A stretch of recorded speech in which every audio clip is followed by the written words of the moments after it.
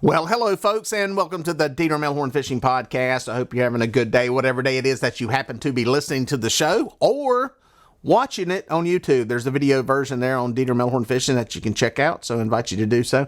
Hey, listen, today we're going to talk about something that happened after the story in the podcast that I did in April on the missing boater, the man who went missing at sea, Jeff Kale. He's from my area, coincidentally.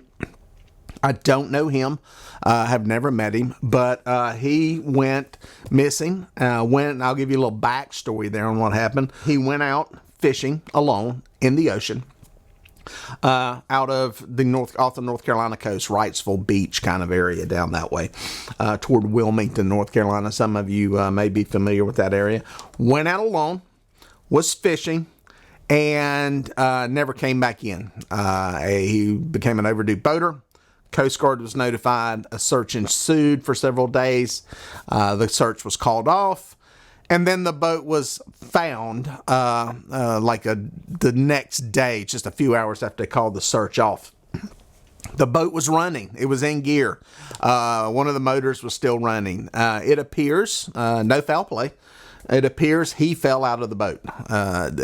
Some people have said that he was possibly putting out some outriggers and fell out of the boat. No foul play involved. Nobody was with him. Obviously, he was alone, so we don't know exactly what happened, but a very, very tragic story. And let me just say this. This was a very capable fisherman, capable boater, capable boat, a 32-foot Cape Horn, twin engines, state-of-the-art electronics, EPIRB, radios, sat phones, everything he needed to be out there safety-wise. It appears a tragic accident happened. And the boat was found. And that gets us to where this story really begins. And let me just say this. Everything I offer here, there's no legal advice offered in any of this. And also, I reached out to all these people who we're going to talk about, and nobody got back with me to be on the podcast. I invited everybody to be on here, and we may do something with them at a later date. We'll see. The players we got involved are Scott Milford, who is a partner in this boat with Jeff Kale, the man who went missing. They shared the boat together. Reached out to him. He actually did get back to me and said that he wanted to be on the podcast. He's actually here in the same town I live in.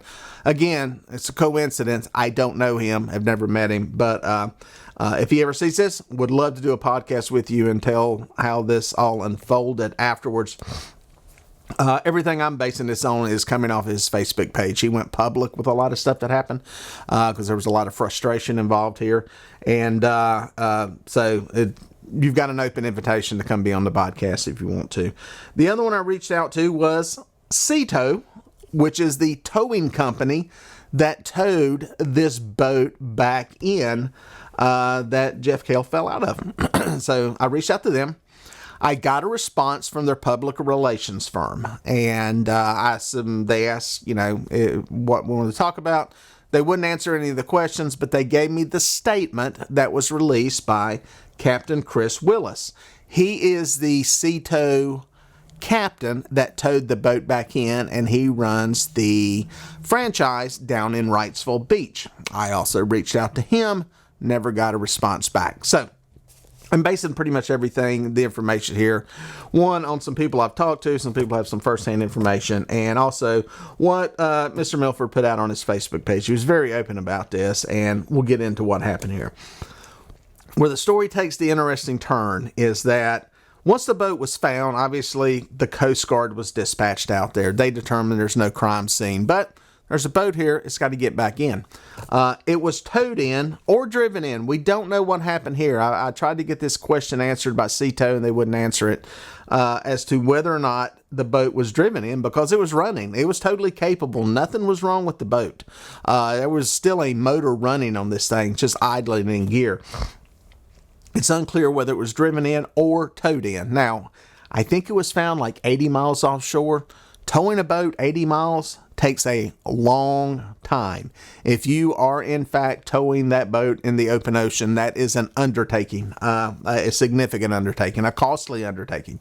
So we don't know exactly what happened there, but we do know that the Wrightsville Beach seatow took possession of the boat, got it to a storage facility or docked somewhere down there in Wrightsville Beach. And Mr. Milford, the man who was a partner, reached out to them to get the boat. And what he says online is that they would not release the boat. They did give him access to it. Mr. Kale's son wanted to get some of his personal belongings off of the boat, understandably so. And they did give him access to the boat and to get the stuff off of it. And this is where there's a lot of rumor and who knows what the heck happened. It's why I'd love to get all the facts out there. But the bottom line is they would not release the boat to him. Finally, this blew up on Facebook. And after Mr. Milford put up the Facebook post, the social media hailstorm rained down on seatow. There was a lot of backlash, and people were canceling memberships, threatening to cancel memberships, threatening to never use them, and it was a social media hailstorm. And ultimately, the boat was released back to Mr. Milford to take it home. Now, around this same time, this is about the time I started looking into this, and this happened about over a week ago now. I reached out to them to get the information from seatow, and this is what it said. Now, this is the press release that was given to me by the seatow public relations firm, and it's also what was posted on the Wrightsville Beach seatow page after this happened. It reads, as the owner of seatow Wrightsville Beach, my crew and I have always strived to provide service to boaters in an ethical and honest manner to be a respected family-owned and operated local business that has served the Wilmington and surrounding communities for over 30 years. In light of recent commentary surrounding the recovery of Mr. Kale's boat, I'm compelled to respond. Mr. Kale departed and went missing on April 6. On April 9th, seatow Wrightsville Beach voluntarily undertook a search for and ultimately located Mr. Kale and Mr. Milford's boat 92 miles offshore with the assistance from the U.S. Coast Guard.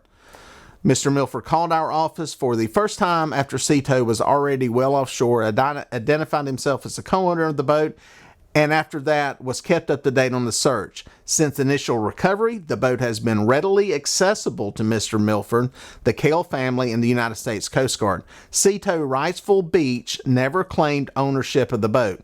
The decision to maintain possession of the boat was mine as we worked through the claims process with the insurance company. As of 1 p.m. today, 4/24, the boat has been returned to Mr. Milford and the Kale family. Any action by seatow Wrightsville Beach were not intended to make it a difficult time harder. Our thoughts continue to be with the Kale family. This is signed here by Captain Chris Willis, owner, seatow Wrightsville Beach. So, how does seatow get a boat and get to claim it and keep it until this insurance thing is settled? Well, that's where it gets interesting. Some of you have heard, and there was comments about this, I've seen this before, if you find it at sea, you get to keep it. Not totally, but there is a little truth to that. It dates back to some old law. This is stuff from back in the, 15, 16, 1700s, and it has to do with boats at sea. And what happens if they run aground, die, the crew dies, whatever, and you have this boat, this vessel, adrift or run aground or crashed or sank. And a lot of this was addressed in the International Convention on Salvage, SalCon 89. And it was basically a consortium come together of all these countries and stuff when it came to dealing with this. And the bottom line is that if you render aid to a vessel that is in distress, abandoned, you have some legal ground to claim compensation for that recovery. I'm going to read something here that kind of defines some of that stuff. And this is from an attorney that I'm going to give you a link to, Stephen F. White. He's a maritime attorney. And he wrote an article on this, and it's pretty interesting. And it reads here, The laws of maritime salvage apply to every vessel upon navigable waters. That navigable waters is very important. From a canoe to an ocean liner. It is not necessary for the vessel to be engaged in commerce. This subjects almost all recreational vehicles, except those landlocked in lakes or ponds, to claims for salvage rewards. Now, where this is interesting, and I'd love to get some clarification on this, is that navigable waters applies to a lot of waters that you guys may operate your boat in. If you are operating on the Tennessee River, the Mississippi River, the Ohio River, the Missouri River, those are all navigable waters. And so are, on the Tennessee River at least, all those lakes and impoundments that are on the Tennessee River all the way up to Knoxville, Tennessee. So it's interesting with this definition of it that if you abandon your boat out there or it runs aground and someone renders aid to get it unstuck or ungrounded, they possibly could demand a fee for that. And there's some stuff there that gets a little technical. This is a very, again, this is why I say this is not legal advice on any of this. It gets very technical on, it can come down literally to, did you toss them a rope or did they toss you a rope to pull you off of a area that you've run aground? It's some very interesting stuff here. There's another one, and I'm going to put links to this in the description below to these articles where you can go read through all this because there's a lot here to this. But there's one here in Marlin Magazine that's pretty interesting. They go into this because obviously people that fish from marlin, blue marlin, and sailfish and all the billfish fish from really big boats and run into this kind of stuff. And they define it as pure salvage arises when there is no pre-existing agreement between parties. This means this is something separate from you having a contract with seatow to do your boat towing, or you've discussed this in advance. Hey, seatow, go get this boat for me. They're basically under contract at that point, and that's a little different deal. It says the three elements of pure salvage consist of 1, a maritime peril, placing the property at risk of loss, destruction, or deterioration. In this case, that fits the deal for this boat that we're talking about. 2, a voluntary service rendered and not required by an existing duty or special contract. In my armchair legal analysis of this, that sounds like it applies in this situation too. And 3, a successful salvage effort in whole or in part. And that goes to the you have to no cure, no pay rule. Basically, you can't charge him to go try. Which in this case, it sounds like they got the boat back.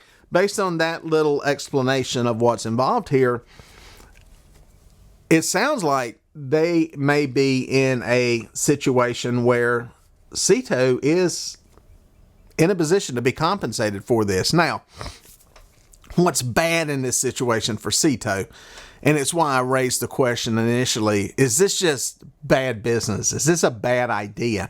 You've got somebody who is lost at sea, died. He's left behind a family, a son who loved fishing on this boat, from what I can tell. Is this a bad idea for seatow to take this step and go through this effort to do this? Obviously, it was some bad PR. The public outcry from it is it was extensive. If you do a little bit of research on this on your own, you'll see exactly the response to all this stuff was overwhelming. But in the same breath, seatow is a business, and seatow did everything, from what I can tell, again, armchair legal advice here, within the law in what they were doing. And the interesting part about this is, and this is why I say keep this in mind with your boat and where you're boating, this is not the first time this has happened.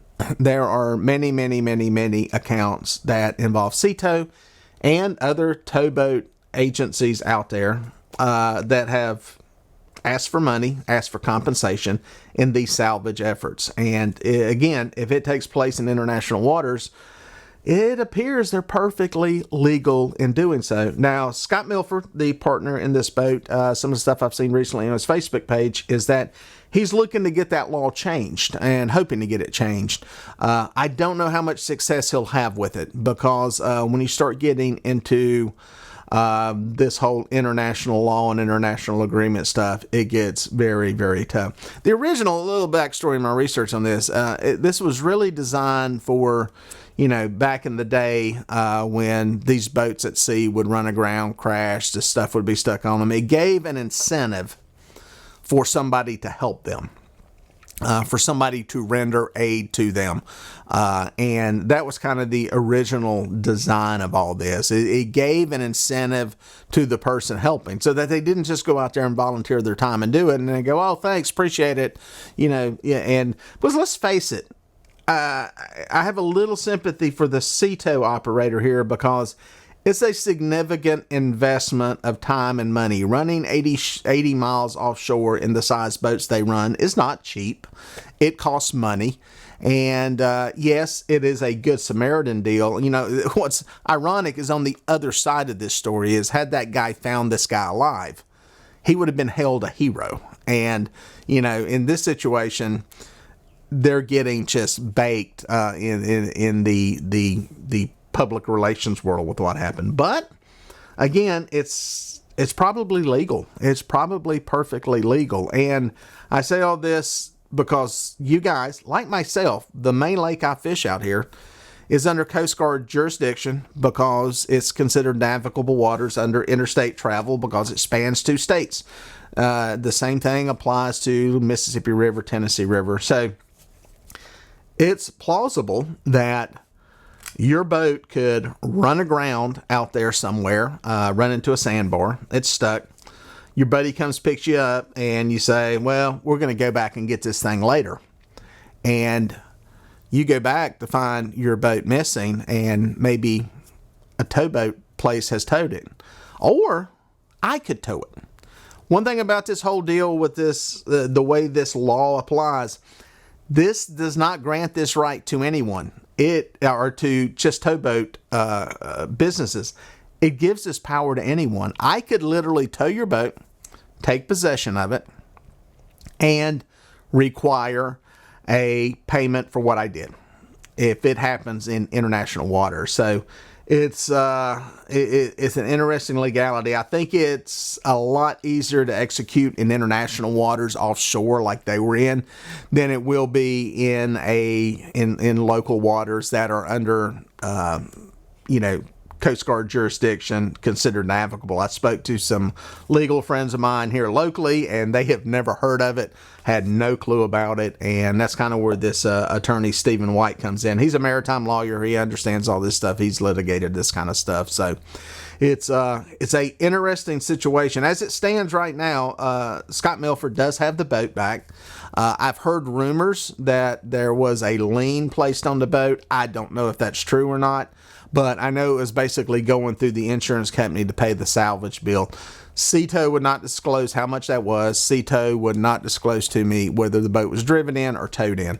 So it'll be interesting to see how, if anything comes of this, or if this law just stays in place. My think it's probably going to stay the way it is. And this whole salvage law is going to continue to apply, because we need it to a certain extent. It does give some, financial, promise to somebody that is salvaging a boat instead of it just being left out there adrift. Otherwise, the government's going to be tasked with doing it, and then guess who's paying for it? You and I. So it'll be interesting. Again, Scott Milford, I invite you to sit down and tape a podcast with me. I would love to get the entire story from you.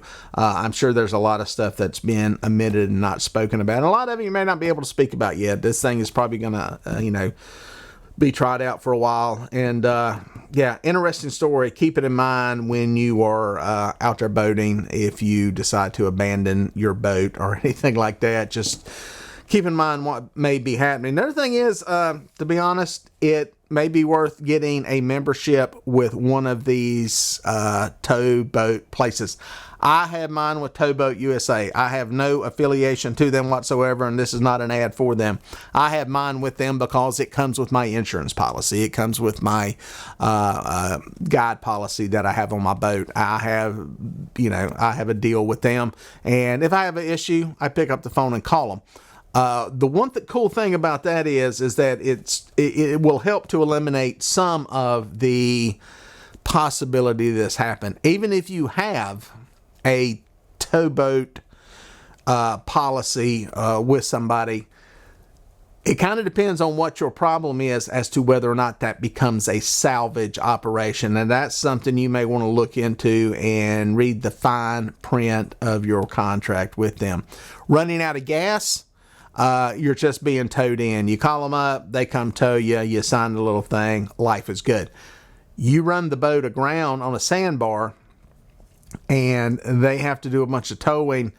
Depending on what it is, you may be charged a salvage operation fee on that. And you will be charged that if you do not have a contract with them, towboat insurance with them. So it's worth looking into because it can get expensive. This is the one thing we didn't mention. How much can they ask for? They can ask for the entire price of the boat. And that is cold hard fact there. It's kind of open game on what they can charge you in a salvage operation. And that's the crazy part of it. There have been boats, $100,000 boats that were pulled off of sandbars that had been abandoned.